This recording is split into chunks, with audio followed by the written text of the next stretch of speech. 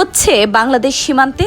একদিকে বিএসএফ এর হাতে বাংলাদেশের প্রায় ৮০ বছরের এক প্রবীণ নাগরিক আটক, অন্যদিকে এর মাত্র ৩ দিনের মাথায় বাংলাদেশের সীমান্তে ঢুকে পড়া এক ভারতীয় যুবককে ধরে ফেললেন স্থানীয়রা। ঘটনা কি শুধুই সীমান্তে অনুপ্রবেশ, নাকি এর আড়ালে তৈরি হচ্ছে নতুন কোনো উত্তেজনা? একজন বাংলাদেশি নাগরিক ভারতের হেফাজতে আর একজন ভারতীয় নাগরিক এখন বাংলাদেশের কারাগারে। পঞ্চগড়ে বিরাজত সীমান্তের এই ঘটনা তাই শুধু দুই ব্যক্তির আটকের গল্প নয়, বরং সীমান্তের বাস্তবতা নিয়ে সামনে আনছে বেশ কিছু প্রশ্ন। পরিবারের দাবি অনুযায়ী প্রায় ৮০ বছর বয়সী তমিজউদ্দিনকে বিএসএফ আটক করে নিয়ে যায়। এর ৩ দিন পর বাংলাদেশের সীমান্ত এলাকায় দেখা যায় এক ভারতীয় যুবককে, নাম দীপঙ্কর গোপ। স্থানীয় বাসিন্দাদের হাতে আটক হওয়ার পর পরিস্থিতি নেয় ভিন্ন মোড়।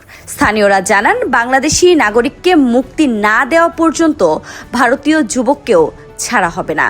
এই বক্তব্যই ঘটনাকে সাধারণ অনুপ্রবেশের ঘটনা থেকে নিয়ে যায় অন্য এক মাত্রায়।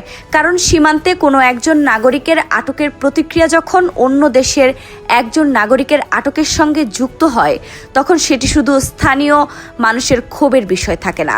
তখন সামনে আসে দুই দেশের সীমান্ত ব্যবস্থাপনা, আইন শৃঙ্খলা এবং পারস্পরিক সমন্বয়ের প্রশ্ন। স্থানীয় ভারতীয় যুবককে আটক রাখলেও শেষ পর্যন্ত বিষয়টি নিজেদের হাতে রাখেনি আইন শৃঙ্খলা বাহিনী।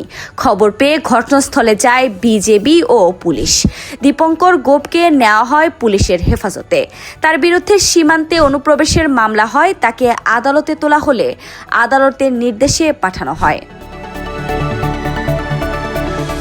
কিন্তু এখানেই শেষ নয়, কারণ প্রশ্নটা এখন অন্য জায়গায়। বাংলাদেশি প্রবীণ তমিজউদ্দিনের ক্ষেত্রে কি ঘটেছিল? কেন তাকে আটক করা হয়েছিল?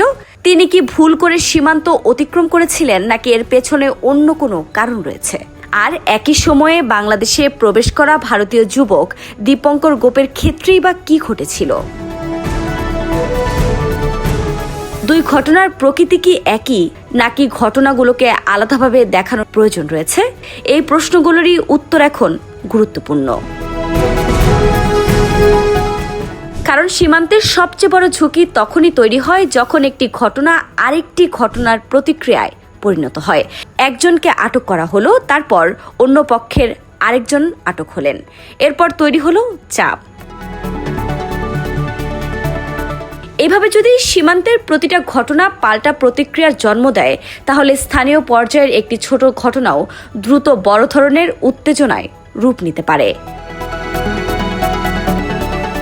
তমিজউদ্দিনের পরিবার এখন অপেক্ষায়, তাদের স্বজন কবে ফিরবেন। অন্যদিকে দীপঙ্কর গোপের বিষয়টি এখন বাংলাদেশের আইনি প্রক্রিয়ার মধ্যে। শেষ পর্যন্ত দুজনের ভাগ্য নিয়েই তৈরি হয়েছে অনিশ্চয়তা।